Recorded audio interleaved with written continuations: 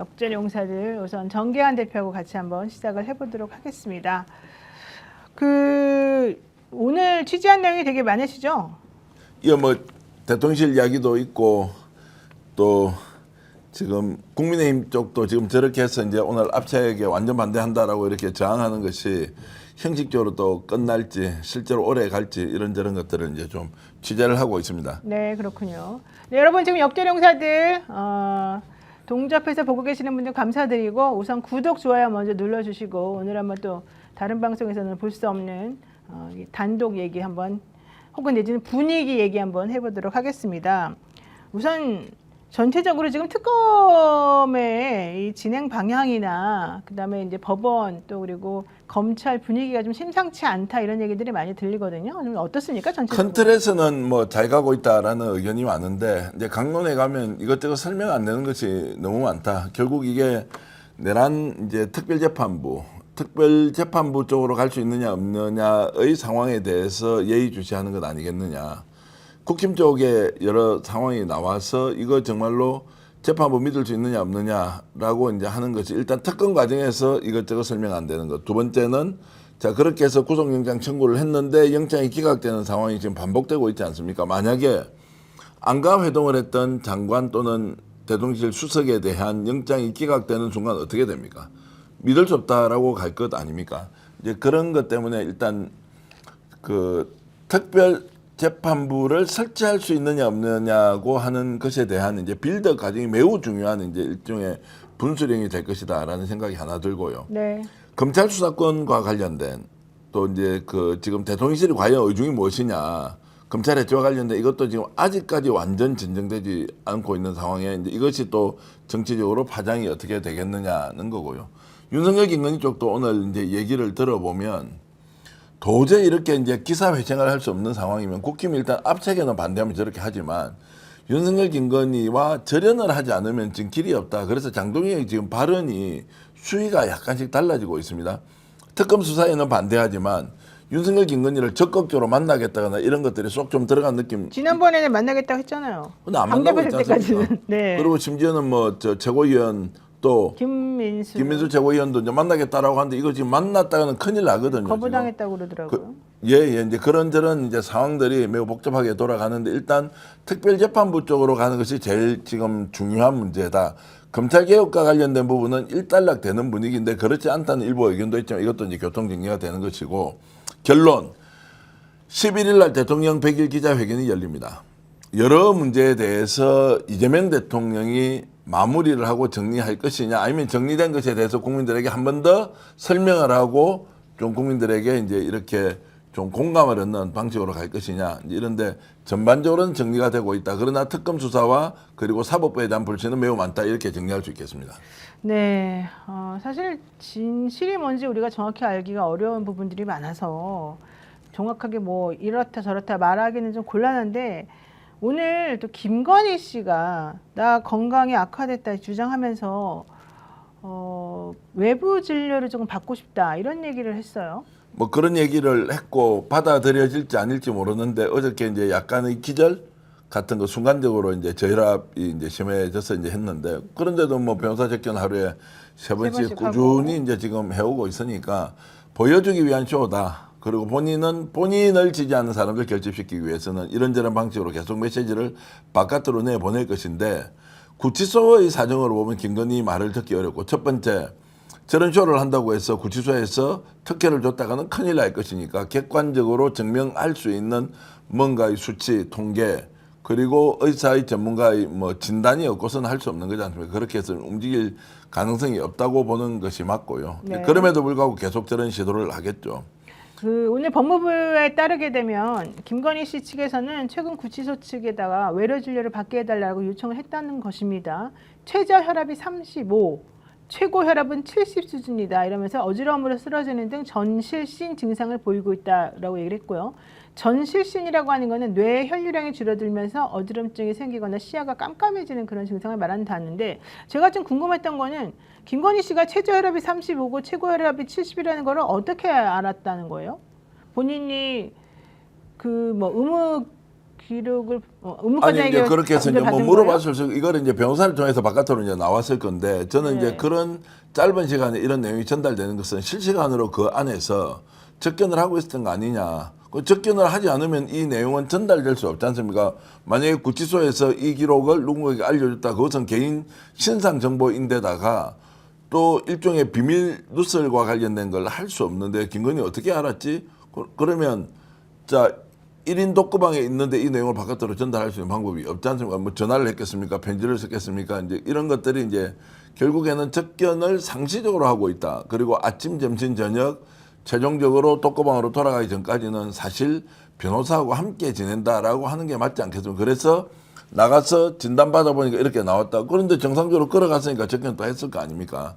이런 걸로 봤을 때는 본인의 설명이 앞뒤 맞지 않는 부분이 매우 많다. 이제 이렇게 볼 수 있습니다. 그러니까 혈압이 최저가 35고 최고가 70이면 사실 어지러워서 어지러운 게 걷지도 아니고 못할 것 이런 같은데. 혈압이 이제 있을 수 순간적으로 잡혔다라고 하는 것도 사실 좀 이해가 안 되는 게 35, 70이라는 게 이게 혈압이 뭐 좀 이상하지 않습니까? 저는 잘 35, 70 모르겠어요. 그러니까 이게 이제 그러면 매우 엄중한 상황일 텐데 응급실에 가야 되는 거 아니냐라는 생각이 이제 들 정도인데 순간 혈압이 이렇다라고 하는 것을 실제로 의무 기록을 가지고 하는 것인지 아니면 이번에 어지럼증이 왔는데 지난번에 어디서 혈압 재어 보니까 그 정도까지 갔던 증상과 유사했다 비슷하다 그래서 지금도 뭐 이런 거 아니냐 말 몇 퍼센트 믿으면 되겠습니까? 김건희 변호인 측에서 바깥으로 내보내서 하는 이야기를 얼마나 믿을 수 있느냐 이렇게 이제 지금 네. 볼 수 있겠습니다. 김건희 씨 변호인 측에서는요. 어제 그러니까 이 일이 어제였죠. 어제 구치소에서 혈압을 2번 쟀다. 그런데 이제 그 정도 나오더라. 근데 이게 문제는 장기 부정 가능성까지 있다. 그래서 혈액 검사를 하기로 했다. 이제 이런 얘기 나왔고요. 구치소 측에서는 정말 외래 진료가 필요한지를 확인하기 위해서 김건희 씨의 혈액 검사를 진행했다는 것으로 좀 밝혀졌습니다. 그런데 지금까지 김건희 씨는 지난달 12일에 구속이 된 이후 29일 기소 전까지 총 5차례에 걸쳐서 출석 요구를 받았지만 3차례나 불출석 사유서를 내고 조사 일정을 미룬 바가 있고요. 실제 그 이후에는 뭐 깜깜한 밤에 반짝이는 달빛 어쩌죠 이러면서 자기가 열심히 하겠다고 했습니다만 사실은 와가지고 특별하게 뭐 진술하는 건 없고 당사자가 이렇게 주장할 때 구치소에서는 팩트 체크를 해서 좀 더 소상하고 상세하게 국민들에게 알려주면 안 됩니까? 만약에 이게 정말로 혈압이 35, 70 같으면 신속하게 병원에 보내서 잠시 검사를 또 할 수 있는 거 아닌가요? 그래서 건강상 문제가 있는지 없는지 약을 먹어야 되는지 아닌지라는 것을 이제 체크할 필요가 있는데 김건희는 주장이 이렇게 하니까 이제 어떻습니까? 바깥에 듣는 사람은 탄압받고 있다, 인권유린 당하고 있다, 이렇게 몸이 안 좋은데 구치소에서 나를 외래 진료까지 맡고 있는 거 아니냐라는 방식으로 계속 이제 하면 그 부담이 고스란히 구치소 쪽으로 갈 거 아닌가요? 그러면 이제 이것에 대해서 상세하게 좀 설명을 하고 그리고 이걸 구치소가 하기 어려우면 교정본부도 있고 법무부도 있지 않습니까? 여기에서 실시간으로 실제 국민들한테 하나하나 알려줘야 된다고 저는 생각을 합니다. 왜냐하면 지금 구치소에서 어떻게 하고 있는지 윤석열이가 난동질 깽판 쳤다고 하는 것도 지금 계속 논란이 이루어지고 있지 않습니까? 이제 이런 것에 대해서도 알리고 판단은 국민들이 하는데 왜 주장만 우리는 들리게 하고 구치소는 매우 짧게 별 문제 없다라고 하는 이것을 방치할 것이냐라는 질문은 좀 던질 수밖에 없는 상황입니다. 네, 솔비씨님께서 저 부분은 들어가도 시끄럽고 나와서는 황제 노릇하고 정말 너무합니다 이러셨고요. 고추 할머님께서도 받아주면 안 됩니다. 잔머리 너무 굴립니다. 이렇게 말씀하셨고요. 강순영님도 저혈압은 약도 없어요. 나도 저혈압인데 어지러우면 누워서 다리 올리고 쉬면 돼요. 이런 얘기까지 하셨습니다. 제가요, 좀 화났어요. 솔직히 말하면. 제가 이제 오늘 서인교 의원이 곧 이제 오실 텐데 이제 취재한 내용 먼저 하나 좀 말씀드리면 홍준표 전 대구시장 얘기 좀 들으셨습니까? 홍준표 전 시장이 이제 홍카콜라를 이번 주 토요일부터 다시 한다고? 문을 연다고 했습니다. 왜 이 사람이 다시 유튜버를 시작합니까? 혹시 이제 생각해 보셨습니까? 뭐 본인 주장에는 뭐 과거에 이제 그렇게 했었었고 또 지금 뭐 필요하다 이런 얘기인 것 같아요. 저는. 아니 그러니까 정계 은퇴를 한 사람이 그러면 유튜브에서 정치 이야기하지 인생사 이야기하거나 뭐 낚시 이야기하지 않을 거 아니에요. 그렇죠. 그 왜 그러면 홍준표는 본인이 정계 복귀를 한 게 맞는 것 같은데 나갈 때는 정계 은퇴라고 하고 하와이 가서도 그냥 페이스북으로 계속 의견 내고 이번에는 돌아와서는 이제 언제 내가 그 말을 했느냐는 듯이 아예 이제 유튜브를 통해서 이제 복귀를 합니다. 함께 하고 있는 사람이 최근에 홍준표 캠프에 합류했던 사람이 지금 하지 않습니까? 네. MBC 아나운서 출신이 이제 여기서 하는데 여러분들께 전달해주고 싶은 것은 홍준표 시장과 관련된 척건들이 다 떠나버렸다. 아, 원수가 됐을 수도 있다. 그래요? 제일 이제 가까이 있던 소위 말하는 물주로 의심을 받고 있는 사람이 있었죠. 이름 네. 기억납니까? 경남도시공사 사장했던 박재기 사장. 네, 박재기 씨. 건강이 매우 좋지 않은 데다가 홍 시장과 가졌던 인연에 대해서 회한을 너무 많이 느끼고 오히려 홍 시장과 어떤 식으로든 다시 연결이 바뀌고 싶지 될까 않다. 싶어서 네. 정말로 이제 완전히 나는 절연을 했다라고 하는데 몸은 굉장히 이제 뭐 아픈 상태인 것 같고 아, 그리고 정장수 부시장으로 이름 들어보셨죠? 네네. 늘 이제 홍 시장이 대구시장 할 때 뭘 하면 대리인으로 나와서 뭐 고발도 하고 조사도 받고 기자들 상대로 설명했던 정장수 전 대구시장도 아예 홍 시장을 떠나버렸습니다. 일설에는 홍준표 시장이 정장수 전 부시장 자신과 가장 오랫동안 정치적 행보를 했던 사람을 비판한다는 이야기까지 들린다. 그래서 많은 사람들이 자 정장수 부시장이 어떤 심정일까라고 질문을 하면 네. 나는 아무 답변할 게 없다라고 하면서 대구 수성구에 지금 이제 아예 원래 이제 대구로 올라올 때 이사를 했거든요. 그래서 이제 대구 수성을 지역에 뭐 이렇게 이제 거처를 마련하고 가족들끼리 이렇게 생활을 하는데 이걸 놓고 이제 주위에서는 다음에 수성구청장 출마할 거 아니냐 그렇게 해서 거기에 자 집을 마련했다라고 하는 이제 이야기까지 들리니 본인이 굉장히 불쾌해하면서 그런 거 아니다라고 이제 하는데 어찌됐든 홍과 완전히 관계 정리가 되었다. 그러니까 저는 이제 지금 캐나다에 가 있는 말레이에 가 있는 몇몇 사람들 이름 생각나죠. 채모 보좌관 누구 이제 이런 사람들은 지금 그런 어떤 관계를 맺고 있거나 유지하느냐. 그래서 이제 결론은 홍 시장이 이렇게 홍카콜라를 하고 있는 것은 뭔가 본인의 존재감을 드러내야만이 지금 여러 사건과 연루가 돼 있지 않습니까? 네. 이제 여기에 대해서 자기가 여기 숨어 있다가는 크게 피해를 볼 수 있다. 또는 그 대가를 받을 수도 있다. 뭐 이것은 이제 사람마다 해석이 다를 수 있습니다. 그런 것을 대비해서 정치적 복귀를 노리면서 이제 홍카콜라를 시작했다. 통상적으로 어떻습니까? 떠났다가 다시 돌아오면 자신과 함께 했던 사람이 다 모이는 거 아닙니까? 네. 그래서 결국 이들은 정치적 결사체, 동지애가 아니고 그냥 그 권력, 권한을 쫓았다가 누구로부터 완전한 버림을 받고 말았다. 그 버림은 행했던 아니면 내가 당했던 둘 중에 하나일 테지만 인생무상 그리고 이들이 보여주는 지금 정치적 이런 행태들은 국민들의 일반적인 상식과 전혀 동떨어져 있는 상황에서 그리고 남들에게 보란 듯이 홍준표가 이렇게 다시 정계 복귀를 하지 않습니까? 그건 또 다른 한편으로는 아 국힘이 어떤 사단이 있으면 좀 빈틈이 있으면 들어가 보려고도 하느냐 아니냐라고 하는 이제 이런 것과 연관이 돼 있다. 참 추한 모습이다 이런 말씀드립니다. 알겠습니다. 네, 여행자님께서 정답을 말씀하셨습니다. 그냥 밥을 먹어라. 밥을 먹으라. 네, 당신이 저혈압인 뭐 내지는 아. 저혈압 고혈압 그 김건희 씨가 얘기하는 거는 밥을 안 먹고 과자만 녹여 먹는다고 하니 당연히 그 상황에서 어떻게 건강이 좋겠냐 뭐 이런 얘기를 하시는 것 같고요. 바느질하는 농부님 오랜만에 생방송 입장했습니다. 네, 아유 감사드리고요. 하여튼간 오늘 우리 김건희 씨 얘기로 시작을 하다 보니까 아 열받아요, 화나요 이런 분들 진짜 많은데요. K님께서 내란당은 정말 너무 심하고 민주당 너무 착해서 독하게 할 때는 좀 더 강하게 하는 게 필요하지 않겠습니까? 라는 얘기가 지금 하셨고요. 김성철님도 난 지금 고혈압이 200에 저혈압이 20인 정신 상태 왔다 갔다 합니다. 이런 얘기까지 하셨는데 국민들이 지금 다 비슷비슷한 것 같습니다. 우리 이럴수록 더 힘내가지고 좀 엉터리 같은 말하는 사람들 있으면 좀 정신 차리라고 좀 했으면 좋겠습니다. 매우 상식적으로 접근해 보면 네. 김건희가 저렇게 이제 막 혼자서 아프다 어떠다 하는 거 사실 관심도 없지만 그러나 그것이 본인의 뭐 항변이든 아니든 이제 이런 것들에 대해서 마지막까지 반성하거나 자성함이 없이 무슨 달빛이고 별빛이고 이런 이야기를 하는 모습도 이제 추하기 짝이 없는데 네. 내란 지금 혐의에 김건희 추가한 거 있지 않습니까? 네. 내란 혐의에 윤석열의 내란 혐의에 김건희가 배후에 있다 또는 김건희와 뭐 사전에 모의를 했다 의논을 했다 뭐 하여튼 이런 정도의 느낌으로 지금 혐의 추가를 한 거 있지 않습니까? 네. 이 정도 왔으면 윤석열이 분명히 김건희와 사전에 의논해서 내란을 일으킨 거잖아요. 근데 왜 윤석열은 한마디 말이 결국에는 뭐 선거 부정이다 또는 뭐 입법 독주다 이런 이름을 하지 내용으로는 김건희가 개입한 게 100%지 않습니까? 네. 그렇게 보시죠. 100% 하면 명예훼손 걸립니까?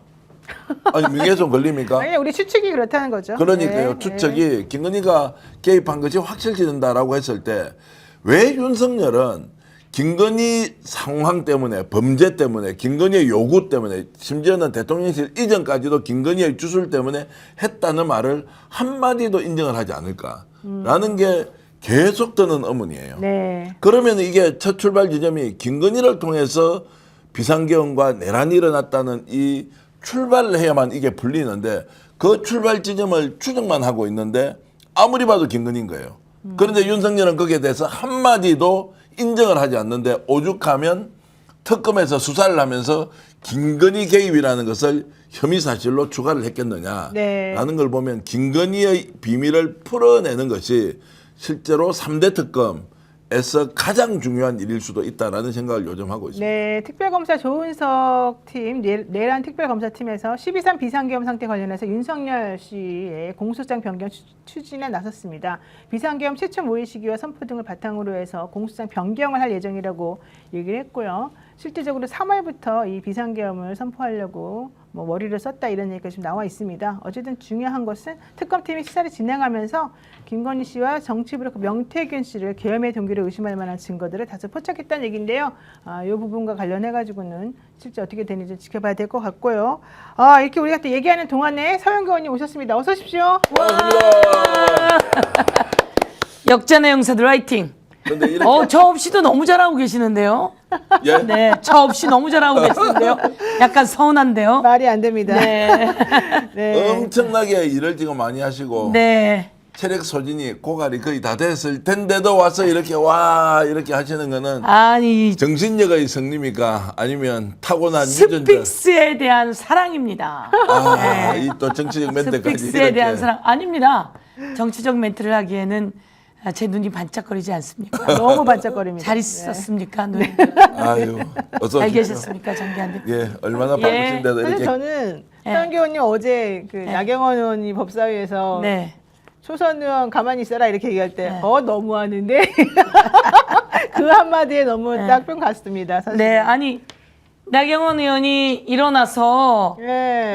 초선은 가만 앉아 있어 아무것도 모르면서 그럴 때 저 사람 완전 실수했구나. 예, 예. 몸에 배어서 튀어나온 거죠. 예. 몸에 배어서 튀어나왔는데 완전 실수한 거죠. 그래서 완전 그 자기 본색이 다 드러나 보였잖아요. 예. 그러니까 누굽니까? 박은정 의원이 계속 이제 나경원은 박은정한테 딱 걸린 겁니다. 그렇죠. 거기다가 또 초선 박은정하고 5선 나경원하고 붙었으니 누가 손해입니까? 당연히 오선이 선선해죠. 거기다 또 초선 이성윤 의원이 같이 붙었거든요. 그쵸. 그러니까 그리고 또 오늘 초선 우리 당 의원들이 나와서 전부 다 유행어예요, 유행어. 초선이니까 먼저 갈게요. 초선이니까 좀 이따 할게요. 완전 유행어예요, 유행어. 그렇군요. 네, 나경원은 갔습니다. 저는 근데 그때 이상한 게 초선 곽규택 의원이 너무 이상하던데요. 네, 네. 옆에서 나경원 의원이 이제 그렇게 하고 난 다음에 네. 그 옆자리에 앉아 계시더라고요. 네, 근데 네, 곽규택 의원이 어떻게 이렇게 그냥 나서가지고 몸으로 완전히 쉴드 쳐주고 막 이러던데. 곽규택이 그런 사람입니다. 아 그래요? 네, 그런 사람인데 그다음에 제가 딱 째려봤더니 이렇게 하는 거 그러니까 예를 들면 자기네가 해야 될 일이니까 이렇게 하지만 자기도 쑥스럽고 어색하고 좀 미안한 게 민망하군요. 민망한 게 있는 거죠. 그러긴 한데 그 곽규택도 버릇이 반말 찍찍하는 거죠. 반말. 예. 내가 어디다 반말이야? 나도 반말하면서. 근데 곽규택은 저 어리고 우리보다 그런데 그 많은 사람들한테 반말하니까 이제 저 사람한테는 내가 어디다 반말이세요? 이럴 수는 없고 박은정 의원은 곽규택한테 왜 반말하세요? 이렇게 얘기를 해요. 그렇죠. 같은 근데 쪽 곽규택은 검사들도. 반말을 계속 하거든요. 제가 어디다 반말이야? 사과해. 사실 반말하면 안 돼. 이렇게 했는데 아무 말도 못하죠. 곽규택 의원은 우리 이웃사촌이었거든요. 우리 네. 앞집 살았거든요. 네. 근데 옛날에는 그러지 않았거든요, 그분이. 그 사람들 다 이상해졌어. 너무 이상해졌어요. 다 이상해지고 거기 가 있으면 윤어게인이 뭐며 아직도 윤석열하고 같이 지낸다는 게 이해가 안 가잖아요. 그렇죠. 그런데도 빠져나오지 못하고 있는 걸. 네. 어제 법사위에 있었던 그 좀 제가 좀 질문 좀 드려도 네, 되겠습니까? 네. 잠깐 이거 먼저 한번 보고 아, 예. 가죠. 나경원 의원이 초선인 박은정 의원에게 네. 뭐라 하는 그 깨지는 장면 한번 예, 보겠습니다. 네. 가만히 앉아 있어. 초선은 가만히 앉아 있어. 오선 나경원 의원의 부적절한 발언에 대해서 사과를 요구합니다. 국회 초선 의원에 대해서 말하지 마라, 조용히 해라, 왜 말하느냐라는 태도로 저렇게 거만하고 오만하고 한 태도를 보이실 수 있습니까? 했습니까 나경원 의원은? 안 했습니다. 안 했겠죠. 네. 사과하지 않는 사람이죠. 그러나 이제 조만간 많은 사람들이 문제 제기를 하면 사과 안 할 수 없겠죠. 예, 예. 이렇게 만들어 가야죠. 예. 자, 그래서 내일 법사위가 있습니다. 간사는 선정하지 않습니다. 네. 뿌려놓은 게 있는데 간사 선정이 됩니까? 그렇죠. 저렇게 와서 되면. 사과하고 해야죠. 네네. 네. 간사 선정은 원래 어떤 절차로 하는 겁니까? 이제 당에서 결정하면 의원들이. 법사위 안에서 의논을 하고 이렇게 이제 그 당에서 결정해서 간사라고 하면 웬만하면 받아주죠. 예, 예. 그렇지만 간사 선임은 협의하고 위원장이 예, 예. 하는 겁니다. 추미애 위원장께서 잘 보여야 간사 선정을 하지. 예, 예. 그렇죠. 잘 보이지 않았거든요. 예. 그러니까 이 나경원이 간사를 하더라도 간사 선정을 하려고 했었는데 이춘석 의원이 저희 쪽에 있지 않습니까? 그래서 이춘석 의원이 다른 의원하고 사보임을 해야 합니다. 네네네. 그래서 이춘석 사보임 하겠다라고 했더니 협의해주지 않은 거예요. 아. 네, 이춘석 의원은 여기 법사위에 있기 어렵습니다. 그래서 나가셔야 되고 그리고 나가면 다른 사람이 들어와야 되잖아요. 그렇죠. 그러면 이제 의결 정족수 이런 문제로 사보임해야 됩니다. 근데 딴지를 거는 겁니다. 아. 그래서 더불어민주당에서도 그러면 간사도 안 돼. 이렇게 된 거죠. 예. 다음 해에 간사. 이렇게 됐는데 그걸 이제 자기네도 다 알고 있어요. 네. 그래서 각규택이 그 얘기를 합니다. 그래서 다음에 이렇게 되면 다음에 하면 됩니다. 정청래 위원장이 때 유상범 등 국민의힘이 회의에 잘 안 들어왔습니다. 그래서 간사 선임 안 해줬습니다. 한 3번 지나고 간사 선임했습니다. 예. 이러면서 서로가 협상하고 조정하고 서로 합의 볼 거 합의 보고 그래야 되잖아요. 근데 자기는 합의 안 봐주면서 간사 선임만 해달라고 하면 안 되는 거였거든요. 그렇죠. 그래서 간사 선임도 그렇게 해서 그냥 자연스럽게 구성하면 되는데 그래서 더불어민주당은 무소속 최혁진 의원하고 자리를 바꾸게 됐고요. 그러니까 실제로 더불어민주당 의원이 와야 되거든요. 네, 예. 더불어민주당 의원이 오는 것을 막은 거예요. 아. 그런데 그 사이에 저렇게 험악한 그러네. 일들, 무례하고 오만하고 건방지기 짝이 없는 초선은 가만히 앉아 있어 아무것도 모르면서라고 말해서 딱 걸려서 내일 간사 선임은 거기서 사과해야지 간사 선임 사과하려면 또 해줘요. 뭐 사과하면 상황 판단에서 그 예. 추미애 위원장의 뜻에 달렸습니다. 위원장이 그렇게 센 겁니다. 상임위에서. 그러네. 정청래 위원장 봤잖아요. 네. 초선은 가만히 앉아 있어 이걸 지금 이제 박은정 의원을 딱 쳐다보면서 얘기를 했습니까? 그러니까 그 이제 현장 상황은 제가 카메라를 이렇게 보니까 정확하게 모르겠던데 예. 갑자기 이제 그 모든 카메라가 나경원 의원 쪽으로 가버리니까 나경원 의원이 발언할 때 누구를 이렇게 바라보면서 했을 거 아닙니까? 그게 눈은 누구예요? 이성윤, 장경태, 박은정인데요. 이렇게 예. 제 옆으로 이성윤, 장경태, 박은정 저하고는 눈이 마주치지는 않았죠. 예, 예. 제가 보기엔 이성윤 의원과 박은정 의원을 하면서 2번에 걸쳐서 했기 때문에 이쪽 저쪽으로 눈이 마주친 것 같아요. 근데 이제 박은정 의원만 보면서 마주쳤을 땐 박은정 의원이 봤을 것이고 이성윤 의원을 봤을 땐 이성윤 의원을 봤을 것인데 초선은 가만히 앉아 있어. 그래서 내가 저게 무슨 말이야? 그러니까 이성윤 의원이 이성윤 의원이. 초선은 가만히 앉아 있으라는 말이 무슨 말입니까? 이제 제가 딱 얘기했죠. 예. 저 무슨 말이야? 어떻게 저런 말을 해? 탁 튀어나온 거죠. 예. 그러니까 이제 그 다음에 박은정 의원이 튀어나오게 된 거죠. 자, 그러면 이제 그렇게 초선은 가만히 앉아 있어 이 말을 했다는 것은 네. 초선을 무시하는 것이기도 있지만 박은정 의원은 이제 대학과 후배일 거 아니에요. 평소에 얼마나 박은정 의원한테 불만이 많았으면 네. 평소에 쌓여있지 않으면 저 발언을 순식간에 저렇게 갑자기 대학과 하게- 후배는 아니고요. 네. 거기는 관악이고 박은정 의원은 이화입니다. 아, 이화. 네네. 자, 그런데 이제 제 후배입니다. 예, 예. 과는 아니지만. 예. 네. 어찌됐든 그렇게 이제 말을 어디 감히 우리 후배를 건드리고 있어 이 나경원.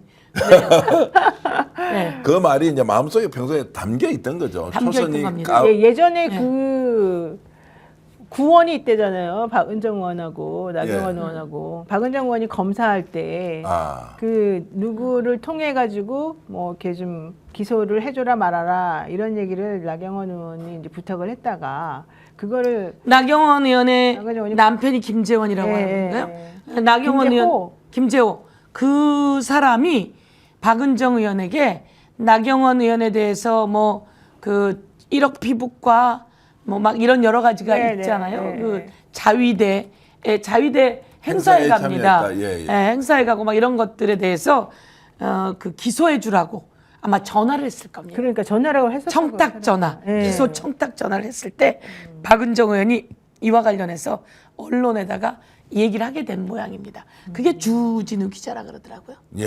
그렇죠. 예, 그래서 주진우 기자가 그것에 대해서 보도를 했는데 박은정 의원이란 얘기는 하지 않았다는 거예요. 아. 그랬더니 주진우 기자가 허위사실을 유포했다며 그 뭐라 그래 구속시키려고 했다는 겁니다. 구속시키려고 하니까 그때 박은정 의원이 검사가 내가 그 청탁 받았던 사람이다. 아. 내가 한 거다. 그래서 그건 사실이다라고 한 거라는 거죠. 이야, 야. 그러면은 예, 그런 주진우 기자는 절대로 박은정 얘기를 안 하기로 했고 박은정 검사에게도 하지 말라고 했는데 나중에 주진우 기자 구속 구속 위기에 몰리니까. 상황까지 예. 되니까 박은정 검사가 그렇게 얘기했다. 아니 그거는 그러면 나경원 의원은 다 뻔한 사실을 알고 있으면서도 그렇게까지 너무 그렇게 된 거죠. 오버하게 해서 그렇게 한 거예요.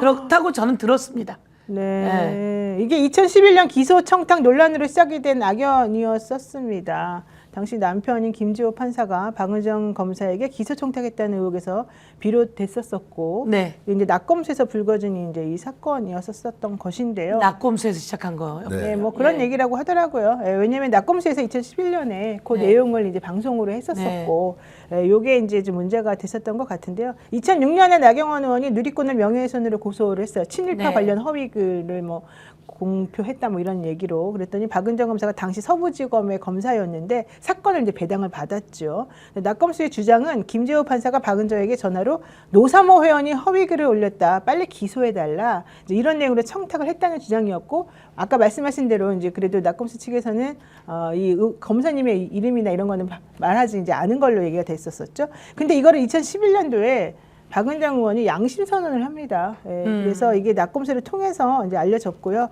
당시에 박은정 의원이 사표를 제출했는데 이게 반려가 됐어요. 검찰청에서. 근데 나경원 의원 주장은 나경원 주장도 얘기해줘야죠. 그런 청탁 없었다. 이건 낙검수의 음해와 선동이었다라고 2012년도에 기자회견을 한번 했고요. 당시 사건은 허위사실 유포로 기소가 당연했던 것이고 청탁은 불필요한 것이었다 이렇게 주장을 했습니다. 근데 결론 2012년도에 검찰에서는 김재호 판사와 나경원 낙검수 멤버 모두 무혐의 처리를 해버렸습니다. 그러면서 뭐라고 했느냐? 사실인 거죠, 그러면? 전화는 있었다. 네. 하지만 기소 청탁 수준은 아니었다. 네. 이렇게 얘기를 했다고 합니다. 참. 고발당해서 조사받아 보면요 한 4건 정도 되니까 이게 네. 진짜 일상생활에 지장이 네. 됩니다.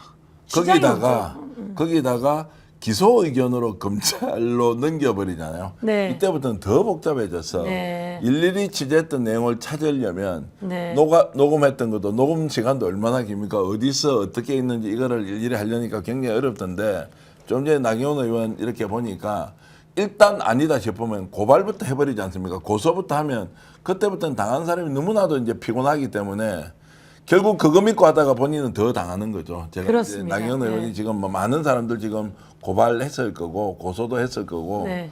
이런데 참 당해 보니까 이거 참 할 짓은 아니다. 그래서 취재도 정확하게 해야 되지만 제가 이제 서영교 의원님 이렇게 만나면 녹음하고 이렇게는 하지 않고 실제로 네. 인터뷰는 녹음을 하지만 네. 요즘은 녹음하는 습관이 많이 생겨가지고 네. 혹시라도 어떤 이야기를 들으면 이게 이제 문제가 될까 말까 해서 이제 조심조심하고 최근에 제가 아주 놀라운 그 증거 하나를 찾아서 제가 민태균한테 고소를 네. 당했죠. 그래서 기소 의견으로 올라갔어요. 그 중에 뭐냐? 기소견으로 올라갔어요? 아니, 자 기소 성취. 의견으로 경찰에서 검찰로 넘겼죠. 그래서 성취라고 합니다. 보안 수사가 나왔는데 뭐 네. 전혀 그렇지 않다고 생각을 네, 하고 했는데 2022년 5월 10일 날 대통령 취임식이 있잖아요. 5월 9일 날 본인이 김포공항으로 아침에 와서 누군가가 픽업을 해가지고 갔다라는 네. 이야기를 제가 여러 군데서 들었어요. 그 중에 굉장히 이제 유력한 한 분으로부터 이제 듣고는 그렇게 해서 이제 뭐 어쨌든 취임식장에 갔다. 근데 이제 가족들 다 오라고 하는데 다 올 수가 없어서 뭐 이제 부인은 참석하지 않고 뭐 아이 데리고 갔다 이제 이런 것인데 본인의 주장은 이렇게 해서 허위사실 유포로 고소를 해놨더라고요. 나는 서울에 올라올 때 8일날 올라왔어. 여의도에서 잠을 잤는데 어떻게 해서 9일날 내가 다시 이렇게 왔다는 말, 이거는 새빨간 거짓말을 정교환이 뭔가 김건희와 뭐 이렇게 이제 했다는 걸 보여주려고 했다라고 해서. 그런데 이제 물어보니까 저한테 이야기한 사람들은 이제 뭐 그런 거 저 들었다라고 해서 이제 됐는데 이번에 결정적인 증거를 제가 찾았죠. 이제 여기 지금 아마 명태균이 보고 있을 거예요. 8일날 서울에 올라와서 여의도 있다가 그날 밤에 내려갔고 그 다음날 창원에 있다가 취임식 당일날 다시 올라온 거예요. 이 증언을 들었지.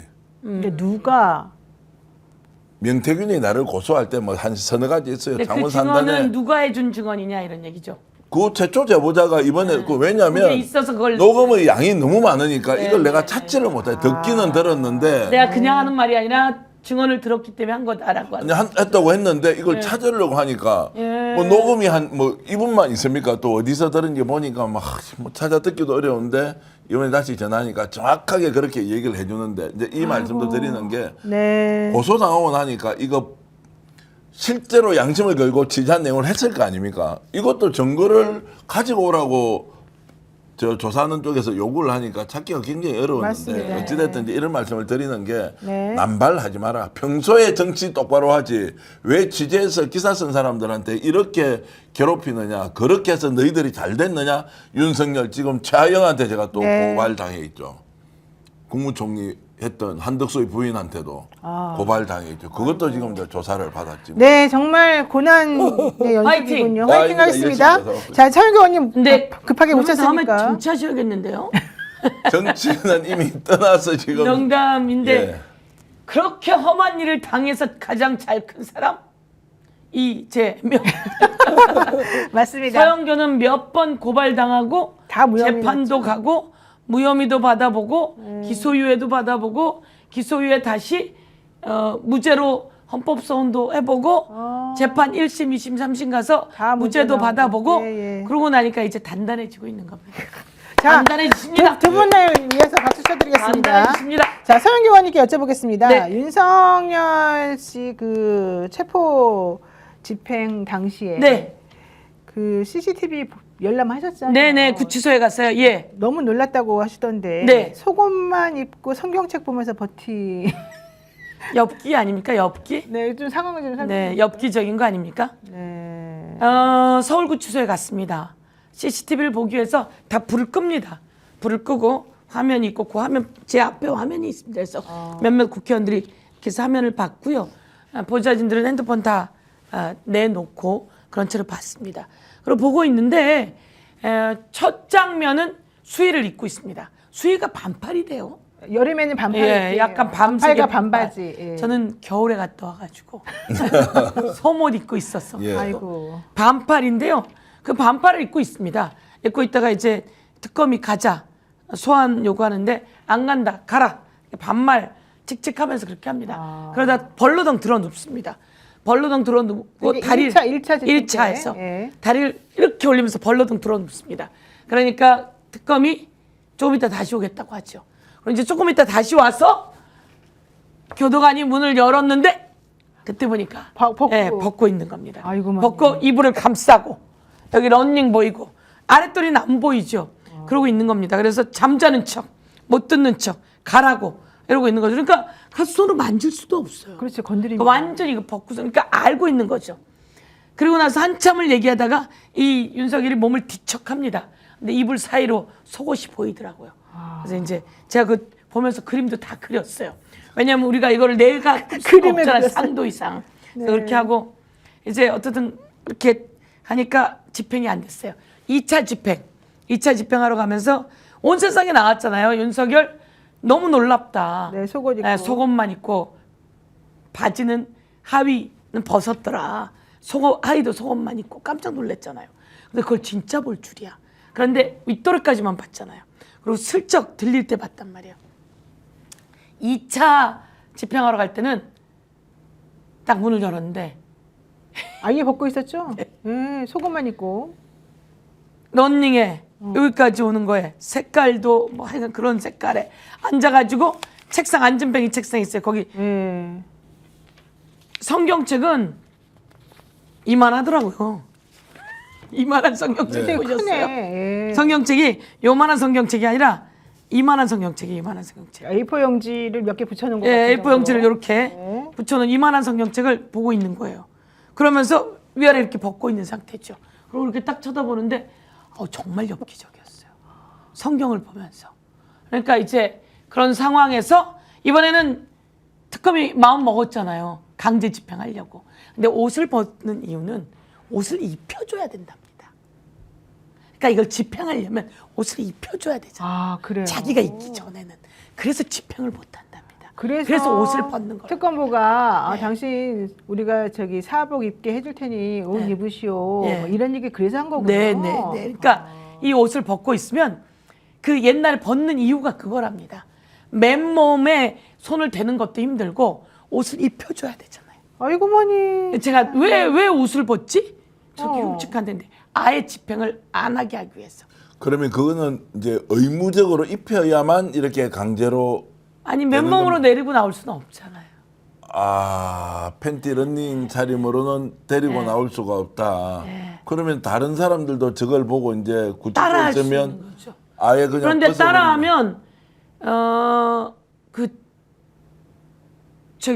중처벌이 됩니다. 그 가중처벌이 그러니까, 되니까. 예, 그리고 온몸을 묶어서 징벌방에 넣게 됩니다. 예. 징벌방에 일반인들은 징벌방에 넣게 되죠. 그러니까 저는 징벌방이라는 데를 가봤어요. 네. 저는 이제 폭력교도관하고 투쟁하다가 온몸을 다 묶입니다. 온몸을 다 묶고 이 지하에 있는 방으로 들어가거든요. 그러니까 유관순 열사가 계시던 방인데요. 예, 저는 그런 데도 가봤습니다. 저 보통 사람 아닙니다. 그때 그럼 서대문 형무소 서대문 형무소에서. 예. 그때 대학생이었어요. 대학생이었어요. 맞아요. 우와. 대학교 4학년. 4학년 여대생. 23살 아니야.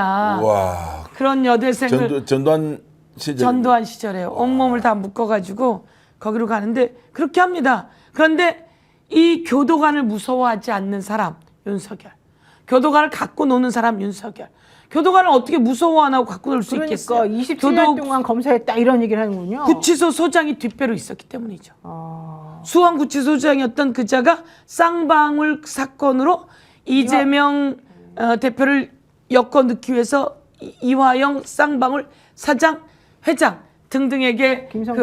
예, 검찰에 계속 나가게 하고 연어 파티도 하게 하는 그런 역할이 가능했던 수원구치소장 아니겠습니까? 김현우. 김현우가 뒷배로 있었던 거죠. 네. 그래서 이 사람은 거기서 편하게 있었던 거예요.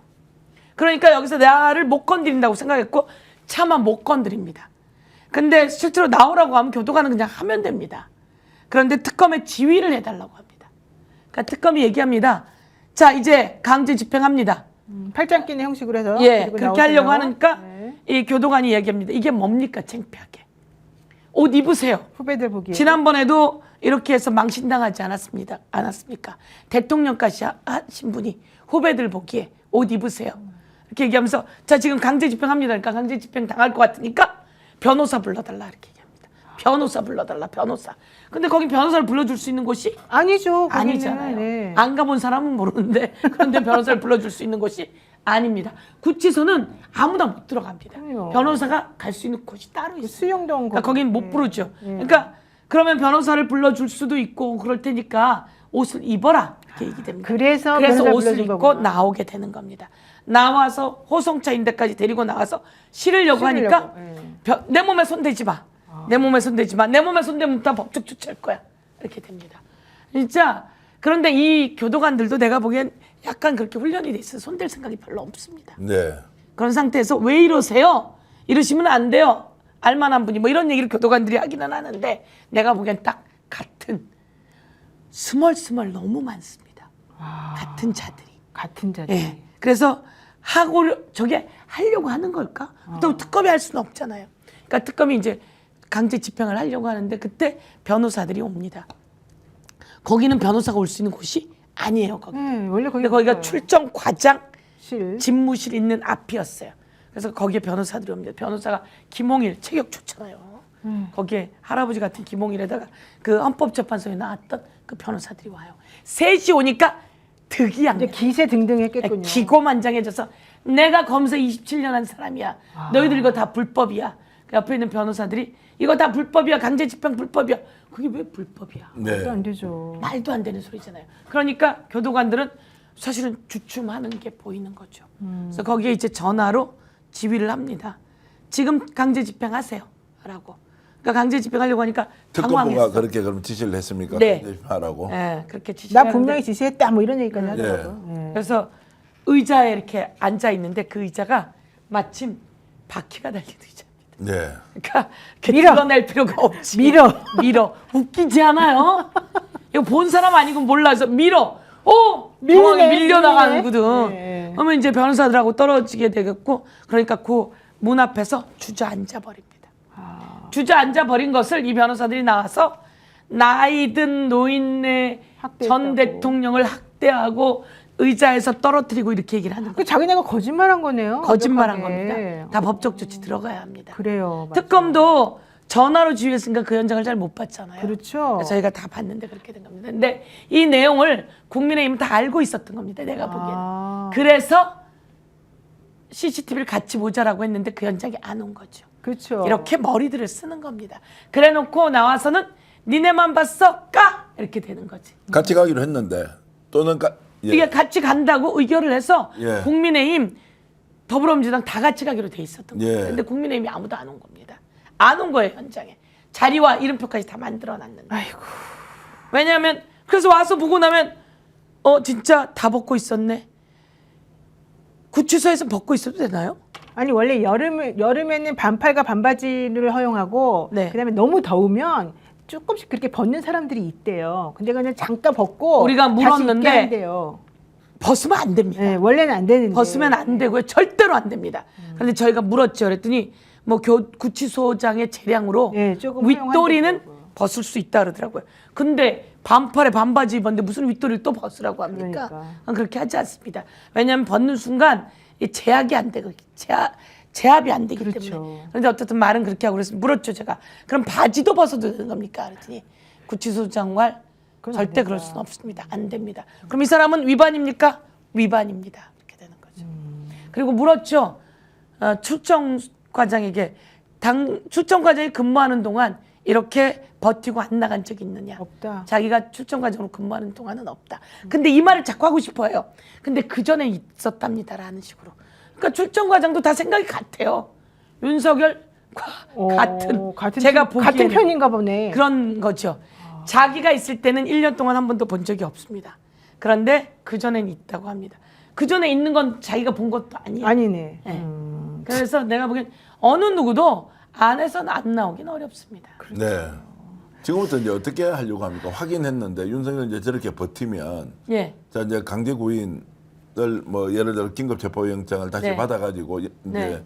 해야 되느냐 말아야 되느냐 재판에도 안 나오고 조사도 받지 않고 저게 이제 반복될 거지 않습니까? 그렇습니다. 현장에 가보시니까 앞으로 어떻게 해야 됩니까? 우선 특검은 김건희와 관련된 걸 부른 거잖아요. 네. 김건희와 관련된 걸 불러서 그럼에도 불구하고 체포에 불응하고 그렇다면 이건 거짓과 증거인멸과 진술 거부 정도가 아니다. 이거는 공무집행 방해라서 죄가 추가되는 거죠. 네. 공무집행 방해. 그래서 그것에 맞게 처벌 가야 되고 가중 가야 된다. 이렇게 네. 말씀드리고요. 가중하는 것이 얼마나 무서운 거라는 걸 다시 한번 윤석열에게 보여줘야 되고요. 재판정에는 안 나오지 않습니까? 재판정에 안 나오면 직위원이 구인해야 합니다. 근데 직위원이 구인하지 않습니다. 대한민국의 윤석열은 아나무인입니다. 그런 아나무인에게 아주 영원히 깜빵에서 나올 수 없게 묶어둬야 된다 이렇게 생각합니다. 근데 그렇게 때려 나가야지 돼요. 네, 신동호 국민의힘 의원은 CCTV 공개해라. 그리고 국민의 판단 받자 이렇게 얘기를 하더라고요. 예, 까면 됩니다. 그러면. 아예 공개 안 하는 게 민주당에 네. 찔리는 게 있어. 그렇다 이런 주장을 하더라고요. 그분이 잘 당당무기한 거죠. 그분이 잘 모르는 그런데 이제 중요한 건 예. 구치소 내에 있었던 CCTV가 이렇게 공개된 적은 없습니다. 그러니까 지들이 와서 봤으면 되지. 올 때 와서 보지 않고. 네. 그런데 이제 그렇게 까는 것이 팬티와 웃도리만 입고 있는 그 모습을 까는 것이 맞는가? 이거에 대한 고민이 저는 있습니다. 그렇죠. 네. 네. 그 고민이라는 것은 이제 이 영상을 국민들뿐만이 아니라 해외에서도 볼 것이고 이런 예, 것까지 전체 다 했을 때 이것이 맞는가라고 하는 고민이 있는 거예요. 아, 또 너무 또 이렇게 점잖으시네 우리 의원님들. 자, 어쨌든 여러분 구독 좋아요 눌러주시고요. 다른 네. 데서 못 듣는 정말 생생한 내용을 우리가 또 서영교 의원님을 모시고 들어보면서 참 네. 정말 괴기하다, 비참하다. 괴기합니다. 괴기합니다. 네. 성경책은 왜 보고 있을까요? 그러니까. 괴기합니다. 그리고 그 변호사들하고 앉아가지고 내가 변호사 27년 했는데 내가 최순실 데리고 나와서 수사했는데 최순실은 자기가 데리고 나와서 수사한 거 아닙니까? 게다가 자기 자랑을 막 했다면서요. 예. 검사가 훌륭해서 그랬다는 식으로. 예, 그리고 자기는 기결수가 아니라 미결수다. 아니 미결수니까 나와서 수사 받아야지. 그런데 그런 얘기를 버젓이 해가면서 그래서 제가 보기엔 그 변호사들도 공무집행 방해고요. 그리고 윤석열도 스스로 공무집행 방해고요. 그리고 약간 협박에 이런 것들이 다 처벌 대상이라고 하는 걸 지가 했던 그만큼을 그대로 돌려줘야 합니다. 네. 특검에서는 심각하게 문제 인식은 하고 있습니까? 이 문제에 대해서 추가 기소를 할 때 공무집행 방해다라고 하는 것을 윤석열뿐만이 아니라 함께했던 변호인들에게도 책임을 물어야 한다 이런 좀 인식은 하고 있습니까? 그걸 저희가 특검까지는 모르겠는데 그렇게 인식하게끔 저희가 계속 이야기해야 예. 합니다. 예. 이게 중요한 댓글 하나 들었습니다. 이거 한번 판단해 보셔요. 네. 내란 살인교사 연쇄범죄 부부님께서 일단 음성만 까는 건 어때요? 왜냐면 우리가 사실 영상을 보는 그렇습니다. 건좀 영상과 음성은 좀 다르기 다르니까. 때문에 예. 그거 괜찮을 것 같은데요, 오히려. 그러니까 이 범위, 그러니까 이 뭐랄까 CCTV는 그 안에 있는 보호를 위해 만들어진 거다. 뭐 이런 의미도 있고요. 그렇죠. 예, 그래서 우리가 어떤 것도 이제 이게 특검이나 아니면 검찰이 알 권리를 위해서 까는 경우들이 일부분 있습니다. 그렇죠. 근데 이게 이제 까는 게 맞느냐라고 하는 고민이 있어요. 저희가 그 고민도 했습니다. 의원님, 음성, 의원님 예. 깐다고 하지 마시고 공개라고 해주십시오. 뭐 가는 거나 공개하는 거나 뭐 똑같은 그래도 건데. 이렇게 좀 폼이 있으시니까. 예. 폼이 있게 바꾸겠습니다. 네. 녹취에 대한 공개 이런 고민도 저희들이 해보도록 하겠습니다. 그래서 범위가 어떻게 돼야지 되는지 이런 것까지. 근데 명백한 것은 전직 대통령이라고 하기에는 너무 창피한 너무 일이고요. 부끄러웠다. 엽기적이라고 하는 말을 한 번 더 말씀드리고요. 그리고 알고 있는 거였습니다. 이렇게 하면 못한다라고 하는 걸. 근데 혼자의 생각으로 그랬을까요? 아니면 이것도 변호인들의 변호인들하고 조언을 당연히 받은 상의했겠죠. 겁니다. 그들이 짜고 치는 거였고요. 그리고 또 이런 그 내용은 구치소 안에 있는 사람들도 같이 공유했을 가능성이 있는 건 아닌가 이런 생각이 들고 특검에게 강력히 요구합니다. 특검에게 강력히 요구합니다. 이에 대해서 공무집행 방해 살펴야 되고요. 네. 이 기록에 대해서 공개 여부도 검토할 수 있어야지 되고요. 네. 예, 그리고 온 세상에 이자가 어떻게 그 수사를 방해하고 있는 건지 낱낱이 알려야 합니다. 이 와중에 또 윤석열 씨는 거기 가만히 앉아가지고 영치금을 3억도 넘게 받아가지고 그걸로 변호사비를 썼다니 참 정말 알뜰살뜰 대단하신 분들이다 이런 생각도 드네요. 저는 이제 한 10초 정도 됩니까? 영상이 바깥에 공개된 거 있잖아요. 네네네. 많이 이제 19초짜리. 19초짜리. 그 영상은 누가 찍어서 공개한 건지 혹시 민주당 쪽에서 오해받고 이런 건 없습니까? 그 자체가 저희가 봤는데 예. 보좌진들은 전부 다 핸드폰을 반납했습니다. 예. 국회의원들은 그러지 않았는데요. 우리가 쓰고 있기 때문에 찍는 걸 다 볼 수밖에 없고요. 예. 근데 이제 우리는 깜깜한 곳에서 불을 끄고 영상을 봤거든요. 예. 근데 그 나온 거는 받기 화나더라고요. 예. 화나고 그 밑에 TV를 보면서 찍었더라고요. 네, 예. 여기 이렇게 연합 연합 예, TV 예, 예, 예. 방송이 나오고 예, 있고 예. 그 뒤에 그 영상이 나오고 있다. 예, 예. 그런데 우리는 거기서 방송을 볼 여유가 없잖아요.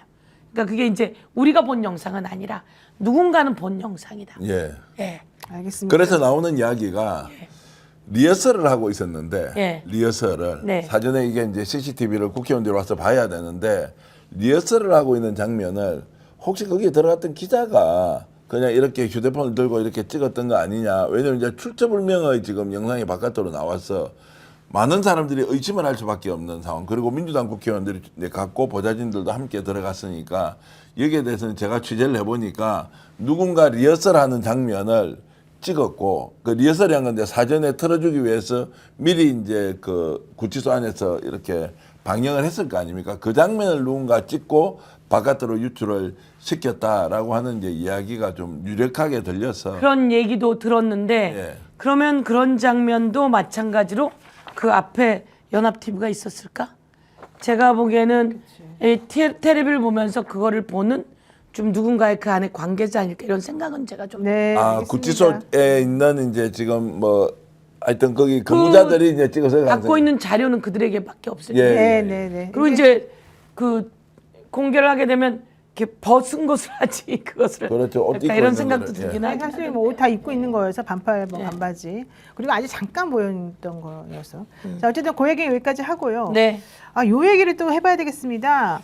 통일교 그 한학자 네. 이 변호인단으로 오광수 전 민정수석이 네. 합류했다고 그러더라고요. 네. 그러니까 사람들이 아니 오광수 전 뭐 낙마자 민정수석 낙마자죠. 어떻게 이 한학자 씨 총재 변호인단 한학자 총재 변호인단에 합류할 수 있느냐 이거는 대통령에게 너무 부담스럽다 이제 이런 얘기 나오거든요. 김호수 검찰총장도 뭐 자문을 했다라고 얘기는 하고 있고 어떻게 보세요? 충격적입니다. 사실 너무 놀랐습니다. 너무 충격적입니다. 네. 너무 충격적이고요. 네. 제가 원내대표 후보일 때 오광수 민정수석의 얘기가 있어서 네. 제가 사실은 얘기를 했었거든요. 대통령이 여러 가지로 잘 하셨을 거다. 그래서 믿는다. 그렇지만 윤석열과 같이 근무했던 경력이 있으니 이 부분을 살펴봐야 된다라고 했고 그래서 어떻든 조금 부담이 되지만 그렇게 제기했었습니다. 왜냐하면 언제나 돌다리 두들기고 가고 임명이 돼도 두들기고 살펴야 된다라고 생각을 했는데 네. 뭐 다른 일이 있어서 그만뒀잖아요. 근데 너무 충격적입니다.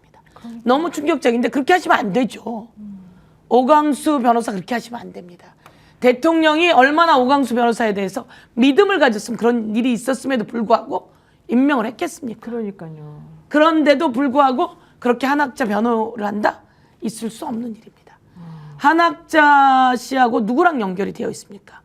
김건희, 윤석열. 한학자 씨하고 누구랑 연결이 되어 있습니까? 건진, 윤석열, 권성동 얘기 있잖아요. 네. 이런 상황에서 그 변호를 한다고요?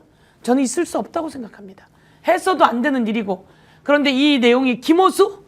김호수 전 검찰총장도 너무 놀랐어요. 너무 놀랐어요. 저는 예, 사실은. 예. 왜냐하면 특검보가 그 법인의 대표 중에 한 명이잖아요. 그렇죠. 그러면서 본인은 뭐 만난 적이 없다. 특검보 들어간 다음부터는 뭐 김호수 총장이든 누구든 말은 했지만 그 다음에 들어온 제보가 더 놀랐어요. 그게 이제 JTBC로 들어간 제보였는데 네. 그 겉으로는 자문 안 하는 것처럼 했는데 뒤로는 했다. 예. 속지 말아라 이런 제보가 들어왔다는 거 네, 아니에요? 그러니까요. 이 제보가 그 통일교 내부에 있는 사람의 내부에서 나온 제보였고 거죠. 네. 거기에 오광수가 왔다 가고 김호수가 왔다 갔다. 그래서 취재하게 돼서 나온 거 아닙니까? 그리고 김호수가 아니라고 하니까 그 다음 내용이 또 나오고. 또 나왔어요. 어떻게 그럴 수가 있습니까? 아무리 돈이 그래도 그렇지. 아니 한학재 씨는 변호를 받을 수 있습니다. 그렇죠. 다른 사람이 해야 되고 김호수, 오광수, 강찬수 강찬우. 강찬우 그렇게 네. 하면 안 되죠. 네. 그렇게 하면 안 된다고 생각합니다. 그러니까 왜 이제 안 되는 줄 뻔히 알면서 맡았을 왜 그랬을까? 거 아니에요? 안 그러니까 되는 줄 안 알면서 되는 왜 줄 그랬을까? 예. 알았을 거 아니에요. 네. 그런데 알죠, 다 알죠. 안 되는 것을 알지만 돈이 더 좋아서 선택한 거 아니에요. 그 양심을 팔았다 안 팔았다 뭐 이것까지는 따질 게 아니지만 뭐 돈 주니까 하는 거죠. 소름 끼치는 일입니다. 아니 의원님 그러면 제가 전모 목사가 하고 있는 그 유튜브 채널을 오늘부터 내가 알아서 만들어서 재밌게 해보라 하면 거기 가서 할 수 있습니까? 하면 되겠습니까? 안 되죠. 그 말이 안 되는 일을 네. 했는데 이걸 안 들킬 줄 알고 했다는 거 아니에요. 소름 끼치는 게다가 겉으로는 안 하는 척하면서 뒤려다니는 게 전 더 놀랐어요. 아니 거기다가 소환 조사 협의까지 했다라는 소문도 있지 않나요? 그렇게 하고 오광수 변호사는 특검한테 찾아갔다는 거 아닙니까? 그러니까요. 만났다고. 특검한테 찾아가서 조율하고 그랬다는 거 아닙니까? 그리고 그렇게 특검은 그렇게 만나면 되는 겁니까? 안 되죠. 특검 그렇게 만나면 되는 겁니까? 전 너무 놀랐어요. 너무 놀라고 있을 수가 없는 일입니다. 그리고 특검은 수사를 철저히 해야 합니다. 제가 특검 기간을 연장했습니다. 대표 발의했고 그리고 또 인력도 보강하고 증원했습니다. 네. 특검 기간 연장하는데요. 연장하지 말아달라고 합니다. 특검에서. 예. 그리고 저희들에게 그 수사관하고 특검 검사만 연장해달라고 해서 뭐 그럴 수는 있습니다. 그런데 연장해놓고 안 쓰면 되잖아요. 근데 지금 걱정되잖아요. 9월 28일이 기본기간 마감입니다. 그리고 30일 2번 연장이거든요. 30일 연장해 쓰는 것보다 기본기간을 늘리는 게 필요하잖아요. 근데 마지막 한 번은 대통령이 재가를 받아야 되는 거예요. 그러니까 그 전에 해내야 되는 거죠. 그래서 그걸 연장하는데 연장까지 필요 없다는 겁니다. 그런데 뭐 저희가 연장하자고 제가 법안을 만들었고, 왜냐하면 그 연장 이야기는 온 언론이 다 이야기했기 때문입니다. 그 얘기가 특검에서 일하는 사람들에게서 나온 얘기겠죠.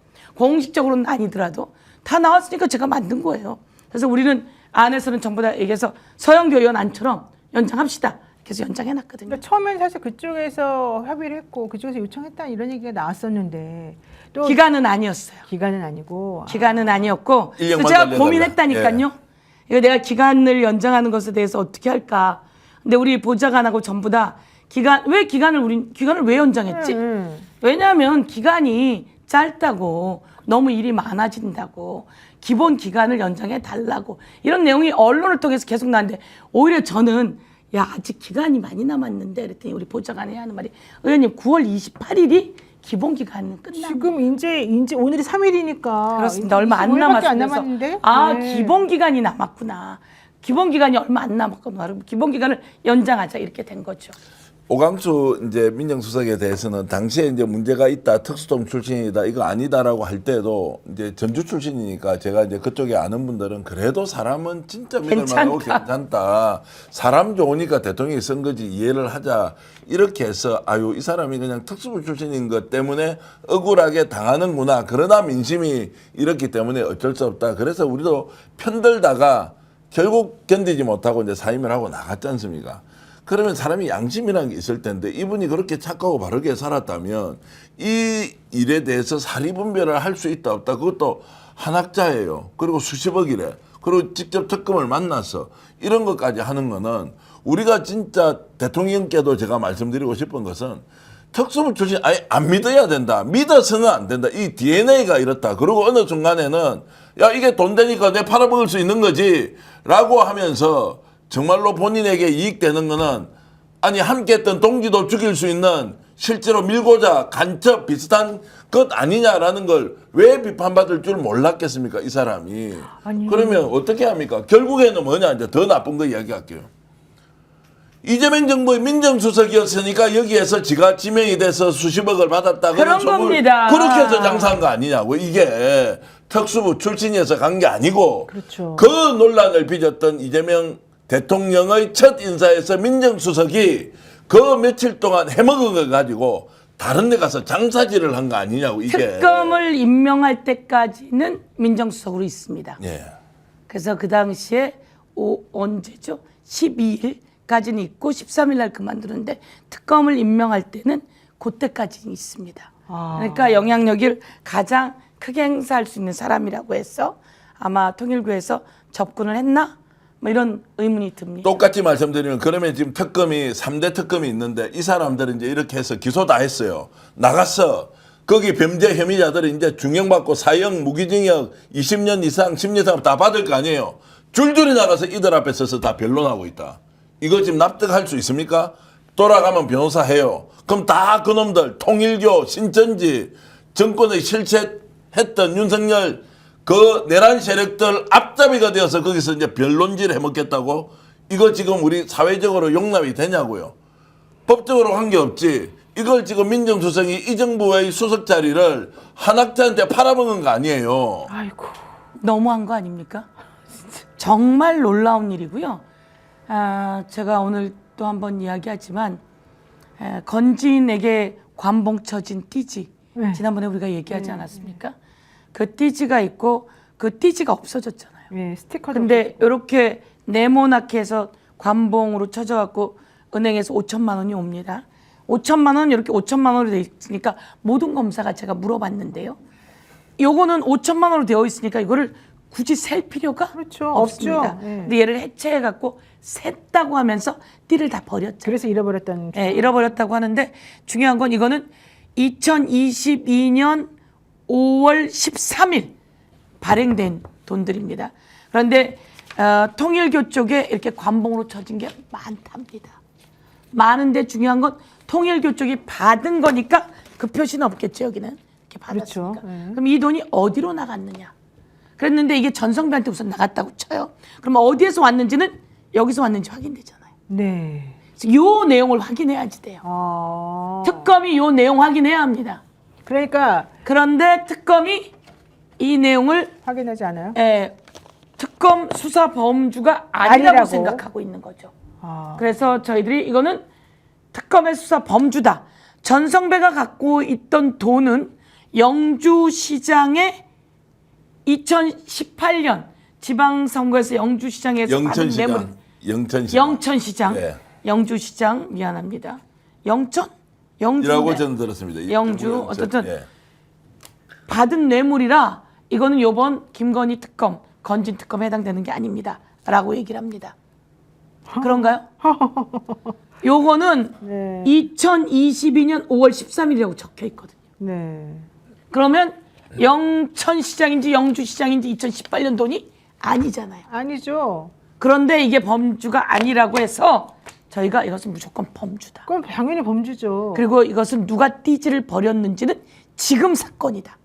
띠지를 버린 건 언제 사건입니까? 1월 요번에 버렸잖아요. 1월 달에 1월 달이죠. 2025년 1월 달에 이번에 버렸잖아요. 네. 그러니까 이번 사건이다. 그래서 누가 버렸는지 누가 윗대가리인지 이걸 찾아내야 한다. 띠지를 버릴 때쯤은 당연히 김건희하고 모두 다 연결되어 있을 거다. 다 찾아내야 된다. 이렇게 네. 얘기하는데 이게 수사 범위가 아니라고 해서 저희가 다시 수사 범위에 넣을 수 있게 그렇게 어떻든 해놨어요. 아우 진짜. 근데 특검을 이렇게 우리가 불신하게 되면 뭐 수사기가 나오더라도 계속 이런 게 이제 아니 이건 문제나- 불신이 아니라 예. 우선 범주인지 아닌지가 헷갈린 거죠. 예. 그냥 범위에서 그래서 저희가 왜냐하면 2018년 지방자치 선거 때 거면 예. 범주가 아니니까. 예, 예. 근데 이건 그 범주라고 하는 얘기를 예. 저희가 하게 된 거죠. 이게 그 재판할 저기 영장 실질 심사 같은 거 할 때 판사님들이 예. 맨날 그걸 물어보잖아요. 이거 이번 특검에 수사 범위에 들어가는 거 맞습니까? 이거 맨날 물어봐요. 그래가지고 지난번에도 뭐 하나 할 때 김예성. 아니다. 김예성을 구속영장 네. 칠 때 김예성은 특검의 범주가 아니다라고 그렇죠, 해서 한번, 예. 제가 기자회견하고 했잖아요. 특검 범주 16번 2조 16호 16항 거기에 이 사건을 수사하다 인지된 사건 모두 다는 네. 특검의 범주이다. 그리고 그 띠지는 14항인가에 있습니다. 이 사건 수사 과정에서 수사를 발견, 무마하려고 무마하려고. 했던 경우에 그 공무원들이 있다면 모두 다 수사 대상이다 이렇게 들어 아 있습니다. 그렇군요. 네. 그 대상 안에 들어 있습니다. 네. 그래서 특검께서 힘차게 하시면 됩니다. 사실 특검 측에서 기한 연장하지 말아달라고 하는 거는 특검에 아니, 뭐 너무 말아달라고. 너무 오래 있어서 변호사들이 자기 밥벌이하기 좀 어렵다. 그건 맞습니다. 네, 그게 그래서 있습니다. 특검을 계속하게 되면 밥벌이하기 어려워서 그 부분에 대해서는 그 공소 유지할 네, 네. 때는 할 수 있게끔 하는 게 어떻겠느냐라고 하는 의견을 제기하고 있습니다. 네, 그거가 하나 있고 또 하나는 검사들이 지난번에 그 인사이동하면서 기대했던 것과 달리 제대로 된 곳에 못 받았다. 그래서 화가 많이 나 있다. 이런 얘기까지 있습니다. 근데 그 자체로 그때 그 검사들이 그 검사 아닙니까? 박영수 산하의 검사들 아닙니까? 아니. 그러니까 요번에 이제 그 인사 이동하면서 그 네. 그러니까 검사들이 특검에 있는 그 파견된 검사들이 네. 조금 일을 안 하고 이제 빨리 간다, 뭐 의욕이 좀 떨어졌다 이런 얘기들이 있어서 네. 왜 그런가 확인을 해봤더니 그 전에 있던 검사들은 박영수, 윤석열 밑에 있던 특검들이잖아요. 네. 그 정도 일을 지금 하면- 특검 화이팅. 예, 그 정도 일을 하면 좀 공명의식 이런 거 있지 않습니까? 공적 마인드, 좀 시대 정신 가지고 뭐 수입이 좀 줄어들 수 있고 오히려 명예가 많이 생기면 더 좋은 사건 뒤에 할 수 있는 거 아닙니까? 근데 딱 눈앞에 오늘 뭐 얼마나 많이 벌어야 되겠습니까? 예를 들어서 지금 대한민국의 검사가 국회의원 한 3선 4선 하면요 법무부에 가서 쉽게 얘기하면 고문이나 이렇게 역할하면 돈 훨씬 더 많이 벌지만 국회의원 계속 하지 않습니까? 그거는 국회의원이 가지고 있는 연봉으로 따지면 요즘 뭐 은행 지점장급 연봉밖에 안 된다. 그것도 엄청 많지만 네. 어쨌든 이제 이런 거 지점장만큼 되나요? 잘 예. 모르겠습니다. 아니 그러니까요. 어찌됐든 이제 그럼에도 불구하고 국회의원은 공적으로 내가 우리 국가를 위해서 우리 사회를 내 국민들을 위해서 어떻게 이러면 회원들은 자기가 받는 월급 그 누구보다 뭐 많거나 그러지는 않지만 이만하면 많은 거죠. 그럼요. 최고의 직업입니다. 그러니까 최고의 그 위치에 와 있으니 최선을 다해서 일해야 자, 되고 요- 새벽부터 한밤중까지 일해야지 되는 게 국회의원. 요 얘기도 하나 여쭤보겠습니다. 네. 지금 시간이 다 됐으니까. 그 한덕수 영장이 기각되면서부터 분위기가 상당히 좀 안 좋아지는 쪽으로 가고 네. 있고 특히 법원에서 되게 소극적이다 이제 이런 얘기 나오지 않았습니까? 그래서 민주당에서 내란 특별재판부 얘기를 지금 하고 있는데 사실은 그 내란 특별재판부 한다고 하니까 또 이제 더 안 풀린다 뭐 이런 얘기도 나오고 있거든요. 어떻게 되는 겁니까? 내란 특별재판부가 뭐죠? 그 이 내란죄를 제가 다 얘기할게요. 그냥 한 번 더 말씀드리는 겁니다. 네. 내란 특별재판부 그러면 특별하게 무슨 법원을 하나 더 세우는 것처럼 이런 게 아니고요. 지금 있는 직위원 재판부를 바꿔달라는 겁니다. 직위원 재판부가 지금 재판을 계속 질질 끌고 있고 그리고 윤석열 내란 우두머리를 구속 취소시켜서 석방시켜주고 지금 재판도 공개하지 않고 제대로 알려지지도 않고 그리고 휴가 기간이라면 재판하지 않고 이런 등 황당무계한 일이 벌어지고 있습니다. 그러면 이 상태로 직위원 재판부에다가 윤석열을 맡겨둘 것인가? 윤석열이 벌써 6번 넘게 출석하지 않고 네, 있습니다. 네, 재판에. 네. 그럼에도 불구하고 구인하지도 않습니다. 그런다면 대한민국 국민이 이 재판부 못 믿겠다. 새로 재판부를 꾸려달라. 이렇게 얘기하시고 그 재판부가 특별재판부라고 하는 이름인데 저희들은 윤석열 내란 전담재판부 저는 이렇게 이름을 짓자고 했습니다. 이게 아. 예, 특별한 형사소송 절차거든요. 법으로는 특별한 형사소송 절차. 그래서 윤석열의 요 내란 불법 비상계엄을 담당하는 재판부를 만들자. 네. 이렇게 이야기하고 있는 거고요. 그거는 그 재판부를 구성하는 그럼 특검처럼 그렇게 구성하는 것이다. 이렇게 말씀드릴 수 있을 것 네, 같습니다. 더불어민주당에서 지난 7월 8일 이 근거가 되는 이 법률안을 발의를 했는데 네. 이게 바로 이제 12.3 비상계엄의 후속 조치 및 제보자 보호 등에 관한 특별 법안에 나오는 얘기인 것으로 알고 있습니다. 이에 따르면 1심의 경우엔 중앙지방법원에 설치를 하고 항소심은 서울고등법원에 설치를 하고 1심과 항소심 모두 3명의 판사로 구성을 하는 것이고 특별재판부 후보 추천위원회가 추천한 판사 중에서 대법원장이 임명하는 것으로. 근데 그 대신 이제 정치인은 추천하지 못하도록 아마 이번에 좀 얘기가 달라지는 것 같은데 그렇게 했는데 사실 이 특별재판부에 얘기 나오니까 법원에서도 이거 위헌이네 아니냐 막 이런 얘기 나왔다가 사실은 세월호 특별재판부 설치하자고 지난 양승태 대법원장 시절에 자기네들이 기조실에서 먼저 만들었던 그게 있어서 그때는 이렇게 해도 괜찮다고 하더니 이제 와가지고는 이건 안 된다고 하면 좀 앞뒤가 안 맞는다. 이런 얘기가 맞습니다. 나왔습니다. 역시 노영희 변호사는 정리를 잘하시네요. 아니요. 그래서 그게 위헌이니 뭐니 해서 그렇게 만드는 것이 아니라 그 재판부를 특별하게 그렇죠. 특별 재판부로. 구성하자라고 하는 것입니다. 이게 지금 법원조직법 30조 1항 및 27조 제1항에 있습니다. 법원 조직법에 따라서 지방법원과 고등법원에는 부를 둘 수 있는데 그 부 중에 하나로 이번 특별한 상황에서 좀 만들어내자 이런 얘기였던 맞습니다. 것 같습니다. 그 법원 안에 부를 둘 수 있는데 그 부 중에 하나를 네. 내란 아니 12.3 불법 비상계엄에 한해서 그렇죠. 재판할 수 있는 부를 두자고 하는 것이기 때문에 크게 달라지는 게 아니라 공정한 재판을 만들어낼 수 있게 하자. 네. 사실 저는 이 직위원 재판부가 하지 못하게 법원 행정처가 직위원 재판부를 바꿔줘야 된다고 생각합니다. 네. 왜냐하면 직위원이 있을 수 없는 구속 취소를 했고 그리고 룸살롱에서 접대를 받았다. 변호사들로부터 650만 원의 접대를 받았다. 아마 요게 제보된 것이지 더 많은 것이 있을 가능성이 높습니다. 그것을 해서 재판부를 교체해줘야지 되는 게 맞습니다. 그런데 법원이 교체하지 않고 있기 때문에 저희가 법원에 계속되는 교체를 요구하고 있고요. 그리고 특검에게 기피 신청을 요구하고 있는 상황입니다. 기피 신청하면 이 직위원 재판부가 기피되면 또 새로운 재판부가 구성되니까 그렇게 해나가는 것들을 요구하고 있고 그것도 다 안 되기 때문에 지금 이제 12상 불법 비상계엄에 대한 그 재판부를 구성하자라고 얘기하고 있는 겁니다. 네, 특별재판부 설치에 관한 특별법원에서는 1심하고 항소심 법원의 그 재판을 각각 3개월 안에 종료하도록 일단은 규정을 했고요. 이게 나중에 이제 필요하다 싶으면 조금 더 연장할 수 있는데 기본은 3개월 안에 빨리 정리해서 예, 끝내자. 그렇게 해서 많은 내용이 담겨 있는 네. 법이고요. 그래서 저희도 지금 요것에 관련한 법을 하나 더 만들어 볼까 이렇게 네, 좀 해주십시오. 그 준비 중에 있습니다.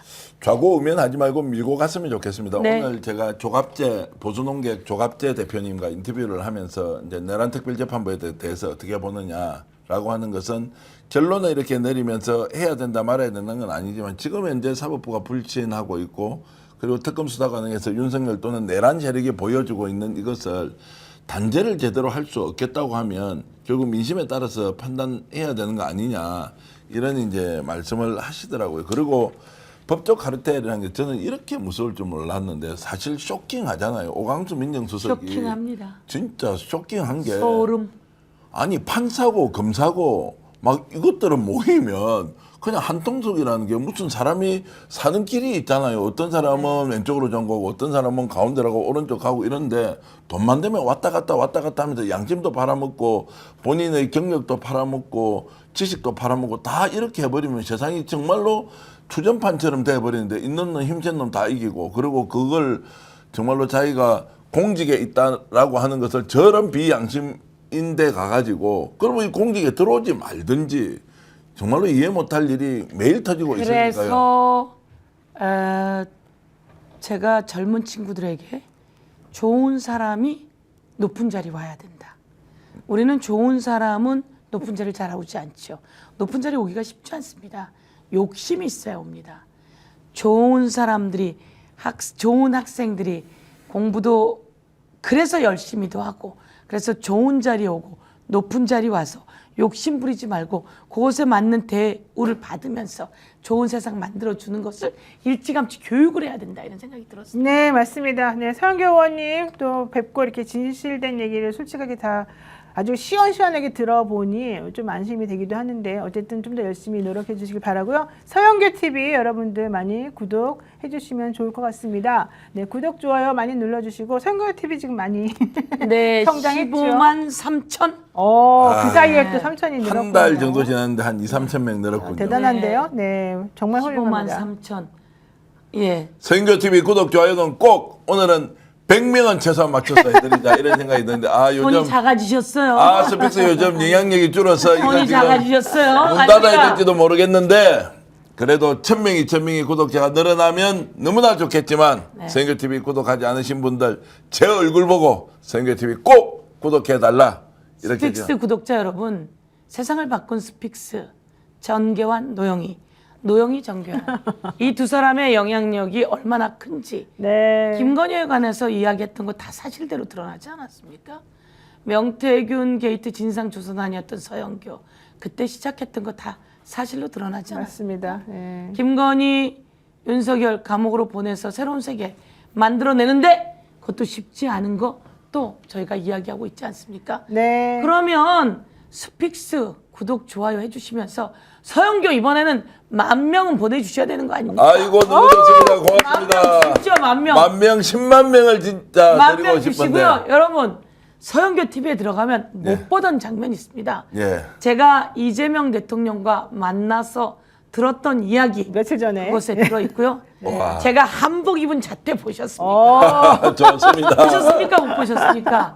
제가 한복 입은 자태는 지금 한 16만 명을 찍었더라고요. 우와. 네. 그 모습 근데 여러 개가 나와 있어. 다 합치면 되게 많고요. 한복 입었는데 진짜 이쁘더라고요. 예. 저는 한복이 촌스러울 거라고 생각하고 왜 한복을 입자 그럴까 이렇게 생각했지만 그래도 입자고 하니까 갔어요. 예. 너무 예쁜 거예요. 너무 화려하고 한복을 안 입은 분하고 이렇게 있으면 차이가 여기가 너무 나니까. 뻔해요. 빛이 나요. 예. 그래서 한번 보세요. 너무 이쁘고요. 박지원 대표랑 같이 한복 입고 찍었고요. 예. 예, 그리고 여러 사람들이랑 찍었는데 제가 얼마나 아리따운지 여러분 서영교 TV 구독 좋아요. 네. 강순영님께서 저도 봤어요. 이게 네. 네, 너무 감사드리고요. 많은 분들께서 저 이미 구독했어요. 네. 구독하신 분은 한 번 더 누르면 안 됩니다. 구독 취소됩니다. 주변에 좀 알려주십시오. 주변에 널리 좀 공유해 네. 주십시오. 부탁드리겠습니다. 네, 자 스픽스에서 특별한 보양식을 준비했습니다. 바로 유황 먹은 능이 오리 백숙입니다. 오리 중에서도 유황을 먹어 키운 오리는 일반 오리에 비해서 육질이 쫄깃하고 잡내가 없습니다. 거기에 향의 제왕이라고 불리는 귀한 능이버섯까지 듬뿍 넣었습니다. 한 팩에 무려 1.2kg인데요. 세 팩을 합치면 총 3.6kg에 달하는 압도적인 양입니다. 온 가족이 배부르게 드시고도 남을 만큼 푸짐합니다. 이 모든 것을 3팩 이 한 세트에 단돈 55,900원에 여러분들께 선보이고 있습니다. 팩당 2만 원도 안 되는 가격으로 집에서 편안하게 최고급 보양식을 즐길 수 있는 절호의 기회입니다. 더 이상 비싼 돈 주고 외식하지 마시고요. 스픽스와 함께 이번 가을 건강하게 보내시기를 바라겠습니다. 네, 그리고 한우 회식 대구 명소 경성 한우 대구 전내거리 용산 자이몰에 위치하고 있습니다. 원뿔 한우 100g 11,900원부터 시작합니다. 여기는 정말 많은 분들이 방문하셔도 주차난이 없습니다. 단체석을 많이 구비해 놨는데요. 예약과 단체 문의는 053-573-8900 053-573-8900으로 하시면 됩니다. 네, 자 저희는 또 오늘 여기서 순서 마치고요. 또 내일 이 시간에 뵙겠습니다. 고맙습니다. 고맙습니다.